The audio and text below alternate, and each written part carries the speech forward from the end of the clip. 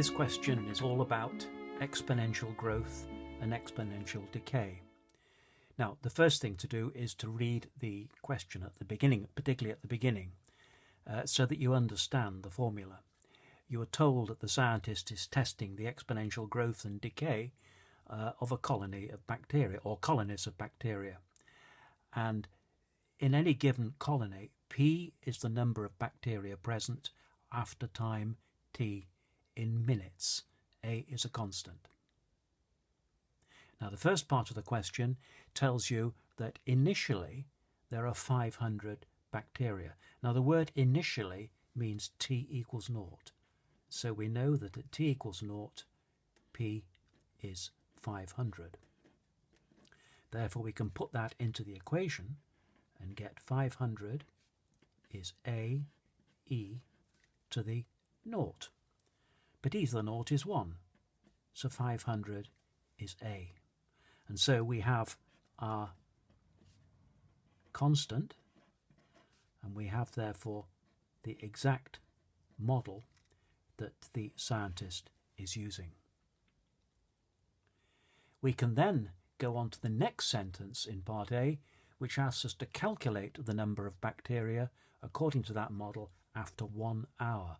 Now be careful, 1 hour, some people would put 1 there and make a mistake. After 1 hour, we know that T is 60.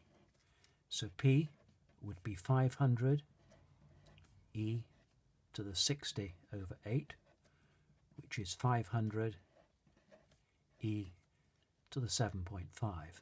And it's just then a matter of getting your calculator out and doing that calculation. And note that the question asks you to give it to the nearest 1,000. So the answer is 904,000. Now the marks awarded for that would be a method mark for attempting to find A. Even if you got A wrong, you'd still get that method mark, providing you put T equal to 0 there. Be rather sad if you got that very first bit wrong, but that's what the method mark would give you, even if you did get it wrong. But of course you wouldn't get that, and the accuracy mark comes there. So there's the 2 marks for that section. We now look in part B. We're given the model for a decaying population. That was our result from part A, and the decaying population Q, 500,000 e to the minus 8th t. You're told that initially the growing colony has 500 bacteria. We know that, that's how we obtain that figure 500. And at the same time the decaying colony has 500,000 bacteria. Well, that of course is reflected in that figure, because when T is 0, that is 1 and Q is 500,000. And the first part of the question, we're asked to find when P is equal to Q. That is, when the 2 populations are equal. So we put 500 e to the 1/8 t must equal 500,000 e to the minus 1/8 t. And we have to solve that equation. Well, the first thing we spot is we can divide by 500 to make it look a little easier. And we get there 1,000 e to the minus 1/8 t. That simplified things a little. The next thing to do is to multiply both sides by e to the 8th t. Now what we're using here is the law of indices. A to the P times A to the Q is A to the P plus Q. So e to the 1/8 t times e to the 1/8 t will be e to the 1/8 plus 1/8, 1/4 t, and e to the 1/8 t times e to the minus 1/8 t would be e to the 0, which is 1. So that's what we're going to be using here. We multiply by e to the 1/8 t, and we'll get e to the 1/4 t is 1,000, because e to the 0 would be 1. And it's now just a matter of using the laws of logarithms. we know that if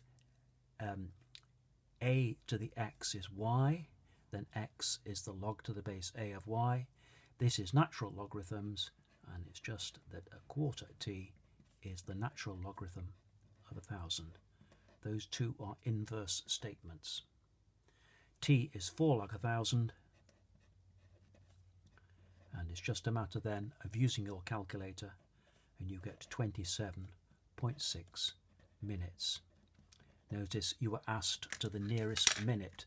Always do as you're told. It's likely that you lose a mark if you didn't give it to the nearest minute.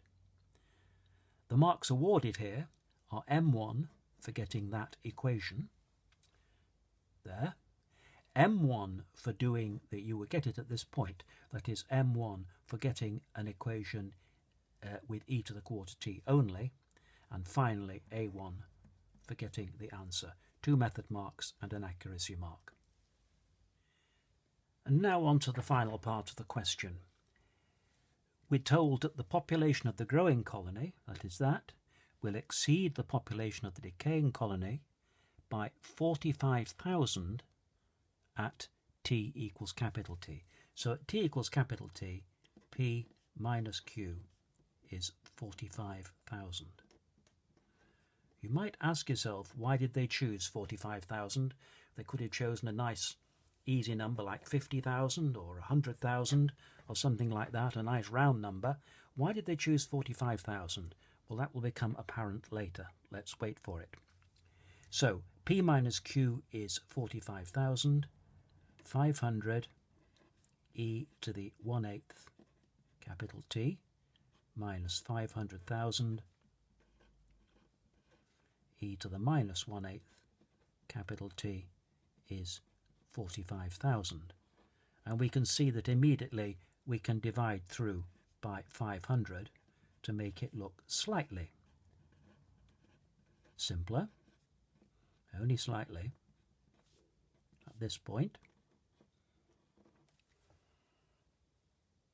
Now I'm with an eye to the answer going to multiply by e to the 8th t, and also with an eye to the answer I'm going to write that as e to the 8th t squared, that times e to the 8th t, rather than e to the quarter t as I did in the previous section.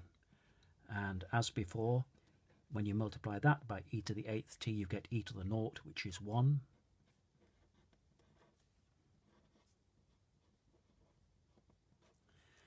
And finally, tidying that up, and again, we know what we're aiming for because we're given the answer in the question.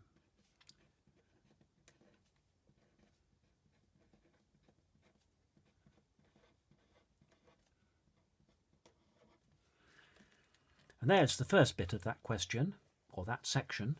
The second bit, we have to find the value of t, giving our answer to 1 decimal place. In other words, we have to solve that equation. Now, it is actually a quadratic equation. That's what you meant to spot. It's in disguise, but you should really see a quadratic equation there. If you want to, you can write e to the 8th t as x, and it would become x squared minus 90x minus 1,000 equals 0. You don't have to do it this way, you can go straight down there, but you can, if you wish, write e to the 8th t as x. And here's where you should suspect immediately that this will factorise, and indeed it will, and that's why we were given that 45,000 there. There's quite a lot to this question, not difficult, but there's quite a lot.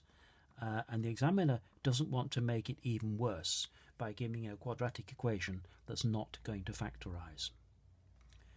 So I'm going to factorise that straight away.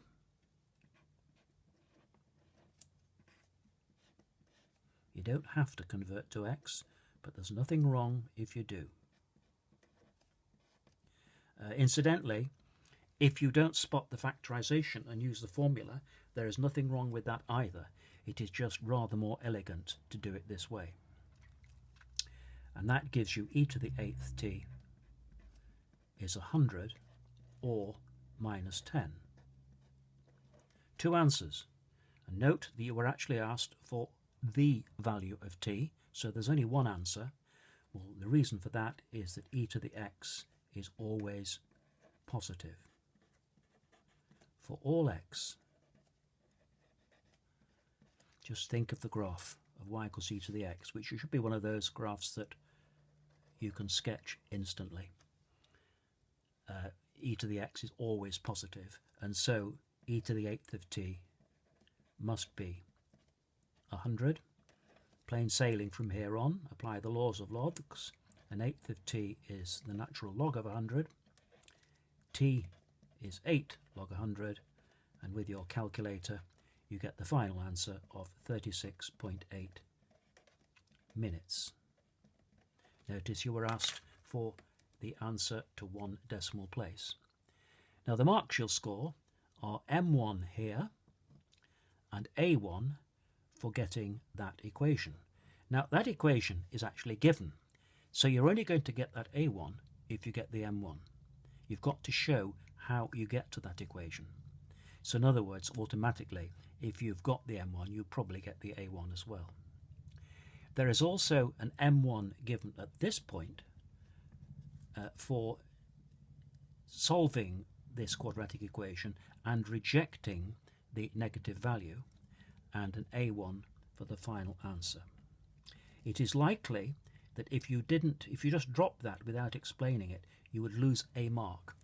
You would probably be given an independent charity mark for getting the right answer, but you would lose a mark at this point if you didn't show why that negative solution was rejected. Now that's it.